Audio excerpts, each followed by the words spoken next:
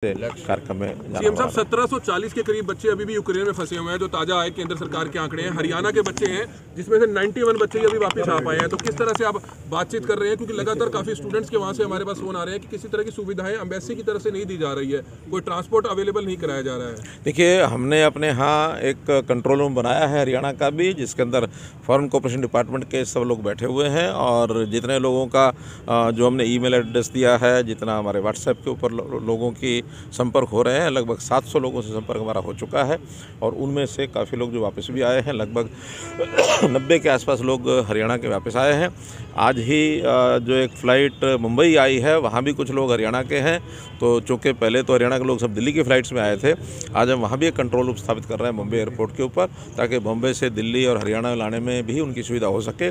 चूँकि हम ministry of external affairs वही सब चीज़ों को देखभाल कर रही है।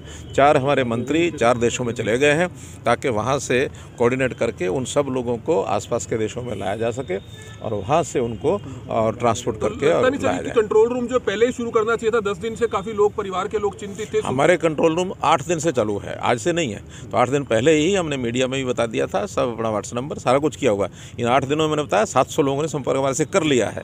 चूँकि लेकिन वहाँ वो कहाँ हैं, वो सारी जानकारी अभी कल हमको मिली है मिनिस्ट्री ऑफ एक्सटर्नल अफेयर्स से कि हरियाणा के लोग जो हैं उनके परिवारों को संपर्क करने के लिए मैंने डिप्टी कमिश्नर को संदेश दे दिया कि जिस ज़िले में जो परिवार हैं उनको संपर्क करेंगे और उनके परिवार के साथ उनके जो भी परिवारजन वहाँ गया हुआ यूक्रेन में जो गए हुए हैं उनके साथ उनके संबंध यूपी के चुनावों की क्या स्थिति है, क्या लगता है, क्या माहौल है? यूपी का चुनाव बहुत बढ़िया चल रहा है और निश्चित रूप से 10 तारीख को जब रिजल्ट आएगा यूपी के अंदर बजट शुरू हो रहा है, क्या कुछ रहने वाला है सर? लिए बजट जो उपयोगी होगा, खास करके जो गरीब जनता है, छोटा किसान है, छोटा यानी जो मजदूरी करने वाले लोग हैं, छोटा व्यापारी भी है, हर प्रकार से ऐसे लोग जो निम्न आय वर्ग के हैं उनके लिए विशेष योजना लेके आएंगे। इंफ्रास्ट्रक्चर के भी बहुत से प्रोजेक्ट्स वो उसमें लाने वाले हैं, क्योंकि केंद्र के बजट में भी इस बार हमने देखा है डिजिटलाइजेशन, इंफ्रास्ट्रक्चर, इसके ऊपर जोर था। और एक आगे भी हम एक वेलफेयर की एक्टिविटीज़ किस प्रकार से चलेंगी उसका आप लोगों को। 10 से 15 साल की जो गाड़ियों को बैन किया जा रहा है वो क्लियर अभी तक नहीं हो पा रहा है। किसान भी प्रोटेस्ट कर रहे हैं, विपक्षी पार्टियां भी प्रोटेस्ट कर रही हैं। लोगों को कहना है कि मीडियम क्लास फैमिली आखिरकार कैसे अपनी 8-9 साल की सही कंडीशन की गाड़ी बेच के कैसे नहीं ले। केवल गुरुग्राम में हमने ऑटोज़ को ये कहा है कि वो 10 साल से लेकर के 15 साल तक के, 10 साल डीजल वाले और 15 साल पेट्रोल वाले, वो ऑटो वाहन नहीं चलेंगे। उनकी यूनियन से बात करके ये हमने फैसला लिया है। बाकी कहीं किसी प्रकार का कोई विषय नहीं है। पहले से जो एक नोटिफिकेशन निकला हुआ था ट्रैक्टर्स का, उसमें एक्सटेंशन दी थी, अब उनको दोबारा से फिर एक्सटेंशन दे रहे हैं। गाँव के लिए आदेश है, कोई और करनाल या केवल कहीं के लिए नहीं। अभी एनसीआर का एक एनजीटी ने एक नोटिस निकाला हुआ है, लेकिन उसकी इम्प्लीमेंटेशन केवल अभी हम गुड़गांव में कर रहे हैं।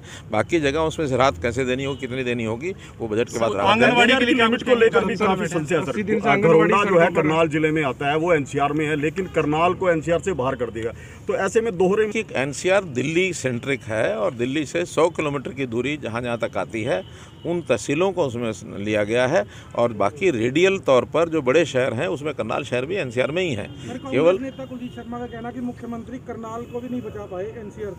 अरे मैंने बचा नहीं पाए, लोगों की डिमांड रही है कि एनसीआर से बाहर करें, क्योंकि एनसीआर के जितने पैरामीटर्स बनाए गए हैं, जितना दबाव बनाया गया है, हमने तो ये मांग ही की है कि जिस प्रकार का पहले एनसीआर में खुले रूप से जाने की खुशियां मनाएगी, तो उसका कोई लाभ नहीं है। आज एनसीआर के कारण से, प्रदूषण के, एनजीटी के कारण से जितने लोग दुखी हैं, इंडस्ट्री हमारी परेशान हो गई है और भट्ठे वाले परेशान हो गए हैं। इसलिए एनसीआर का लाभ बहुत, दिल्ली के आसपास तो कुछ ना कुछ उसका इंफ्रास्ट्रक्चर का लाभ हो रहा है, बहुत दूर तक एनसीआर का कोई बहुत लाभ नहीं हो रहा है।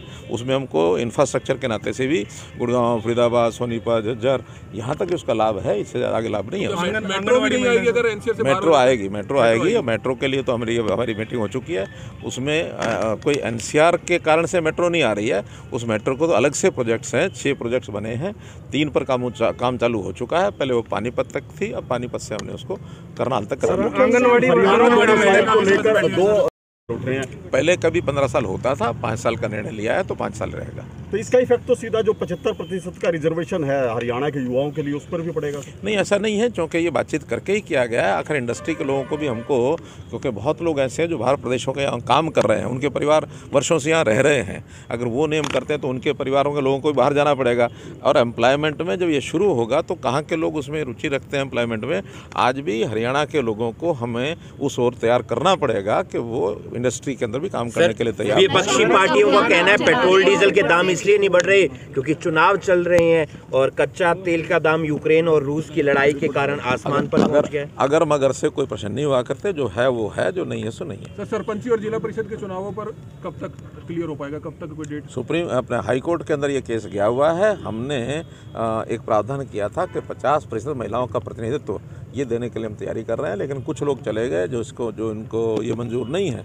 अब कोर्ट जैसा फैसला करेगा। बीजेपी इकट्ठी लड़ेगी या अलग अलग? सब मिल करके चलेंगे। अपने सिंपल पर लड़ेगी जी जो ये पार्टी नगरपालिका के चुनाव है मांगे थी उसमें से काफ़ी पूरी भी हुई, लेकिन बाहर निकलने के बाद उन्होंने कहा कि हमारी कोऑर्डिनेशन कमेटी नहीं मानती है। अब जो एक फैसला हो गया है उसको जो मान रहे हैं वो आंगनवाड़ी काम कर रही हैं, जो नहीं मान रहे हैं वो बाहर हैं। इस समय भी 60% से ज़्यादा आंगनवाड़ी की जो हमारी बहनें हैं वो काम पर गई हैं।